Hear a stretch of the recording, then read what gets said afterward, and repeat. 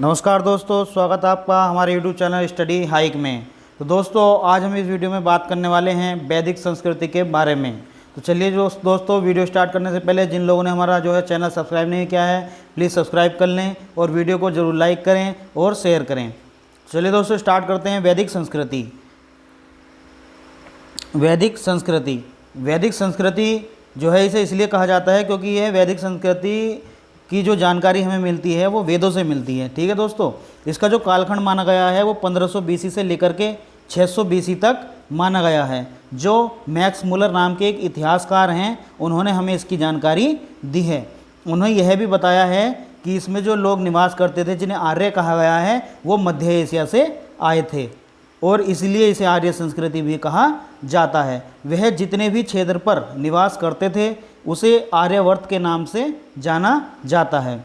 बात करते हैं दोस्तों कि ये जो वैदिक संस्कृति थी, ये दो भागों में बांट कर हम इसे देख सकते हैं। जैसे कि ऋग्वैदिक संस्कृति, जिसका कालखंड 1500 BC से लेकर 1000 BC तक बताया गया है। दूसरा है उत्तर वैदिक संस्कृति, जिसे 1000 BC से लेकर के 600 BC तक इसका कालखंड बताया गया है। दोस्तों, हम इस वीडियो में बात करेंगे ऋग्वैदिक संस्कृति के बारे में। तो ऋग्वैदिक संस्कृति इसका जो स्रोत है वो ऋग्वेद है, जो इसका एकमात्र साहित्यिक स्रोत है। इसके अलावा इसके बारे में जानकारी कहीं और से नहीं मिलती है। बात करते हैं बाल गंगाधर जो तिलक थे, इन्होंने क्या कहा है। इन्होंने आर्यों को उत्तरी ध्रुव का बताया है कि ये लोग उत्तरी ध्रुव से आए थे। इसकी जो भाषा थी वो प्राग संस्कृत थी, यानी कि जो भाषा आपको जो संस्कृत आज आपको देखने के लिए मिलती है वो बहुत ही उसके परिवर्तित रूप है। वो पहले प्राग संस्कृत अलग हुआ करती है, जिसे ओरिजिनल संस्कृत भी आप कह सकते हैं। ठीक है दोस्तों, बात करते हैं इसके राजनीतिक जीवन के बारे में।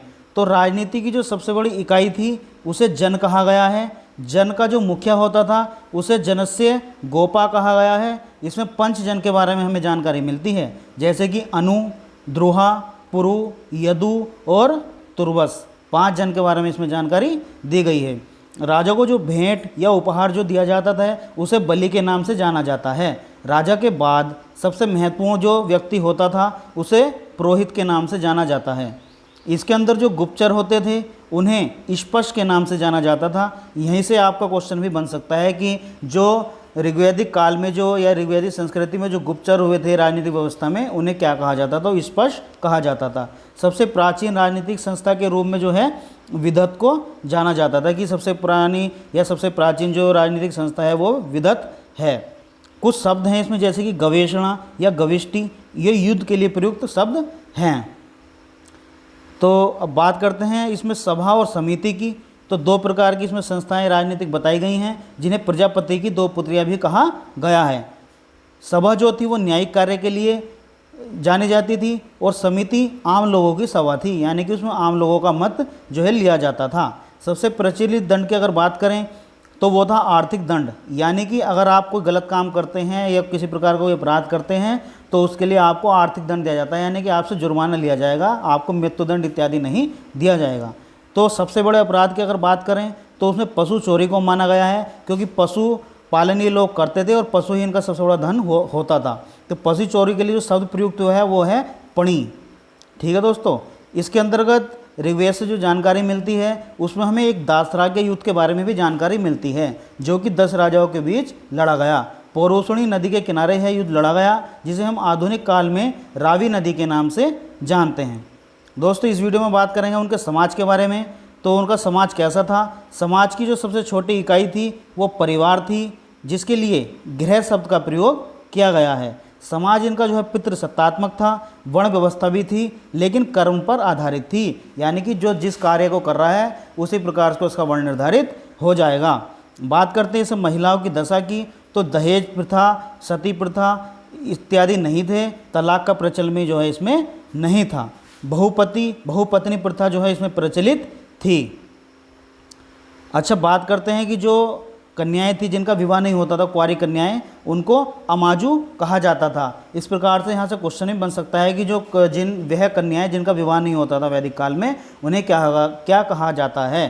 तो अमाजू उनको कहा जाता है। आभूषण जो पहनती थी उन्हें निष्क कहा गया है। शाकाहारी व मांसाहारी दोनों तरह का भोजन वहाँ पर था, यानी कि लोग दोनों प्रकार का भोजन क्या करते थे। बात करते हैं कि सबसे प्रिय पेय पदार्थ क्या था, तो वह दूध और सोमरस आता है। दोस्तों बात करते हैं इनकी अर्थव्यवस्था के बारे में, तो अर्थव्यवस्था तो आधार था वो पशुपालन था। मैंने आपको इसमें बताया भी होगा कि जो ये लोग अस्थायी जीवन का निवास करते थे, यानी कि अस्थायी जीवन था इनका, एक स्थान पर न रह करके ये जगह जगह अपना जो है जीवन व्यतीत करते थे और पशुपालन करते थे। सभी प्रकार के पशुओं के लिए गौ शब्द का प्रयोग होता है।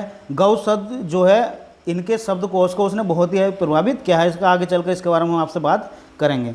जैसे कि एक शब्द आया है कीरस, तो उसको माप की इकाई के तौर पर देखा जाता है। एक शब्द आया है कर्षण, तो खेत को जोतना, उसके लिए कर्षण शब्द का प्रयोग किया गया है। लांगल जो प्रयोग किया गया है वो क्या है, हल के लिए। और दोस्तों इनका जो जीवन था खानाबदोश था, अस्थायी था, जिसके बारे में अभी बताया गया आपको।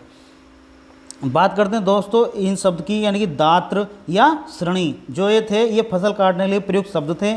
धान्य शब्द है एक, जो अनाज के कोठार के लिए प्रयुक्त किया गया है। तक्षण को बढ़ई के लिए प्रयुक्त किया गया है। और व्यापार का जो माध्यम था वो वस्तु विनिमय था। और सबसे जो अच्छी वस्तु या इम्पोर्टेंट वस्तु बताई गई है वो गाय बताई गई है।